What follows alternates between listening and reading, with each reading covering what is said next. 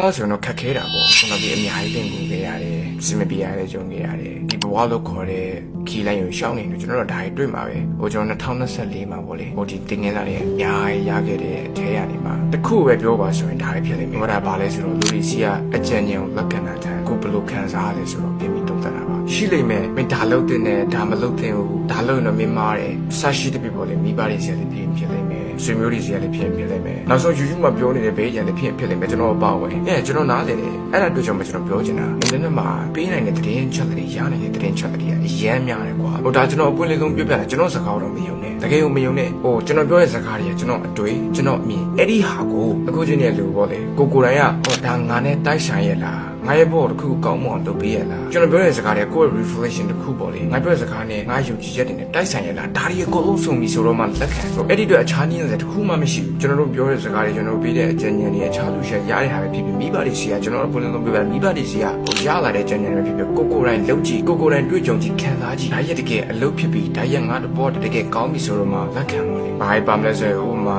meditative ဆန်လုပ်ကြည့်ဝင်ငွေကောင်းတယ်တပီဟိုလိုလေးဆန်လုပ်ကြည့်မစိုးဘူးအဆင်ပြေပါလိမ့်မယ်ငါတော့လုပ်နေရပဲငါတကယ်ကြီးတော့လုပ်နေတာပဲနောက်ဆုံးတော့ဘာဖြစ်လဲလုပ်စရာတွေအရန်များပြီးတော့တခုမှမလုပ်ဖြစ်တော့အဲ့တော့ကျွန်တော်နောက်ဆုံးဆုံးသက်ချင်တာကတော့ဟိုတကယ်တည်ယူခြင်းတဲ့ skill တွေရှိတဲ့အခါကျရင်လုပ်ကြည့်တင်ယူကြည့်နောက်ပြီး risk နဲ့ယူခြင်းတဲ့လုပ်ငန်းတစ်ခုနဲ့လုပ်ခြင်းနဲ့ဆိုတော့လည်းစမ်းပြီးလုပ်ကြည့်သူများပြောတဲ့ဟာတွေအကုန်လုံးနားထောင်နေခြင်းနဲ့နားထောင်ပြီးတော့ information ရများဘာမှမလုပ်ဖြစ်သွားတယ်အရှင်ဆုံးလုပ်ပြီးတော့မှားလိုက်တာအဆင်ပြေတယ်အဲ့ဒီကနေမှပြန်ပြီးတော့သင်ခန်းစာပြန်သူများရဲ့အဆင်မပြေဘူးငါလည်းလုပ်တယ်အဆင်မပြေပါဘူးဆိုတဲ့အတွေ့အကြုံ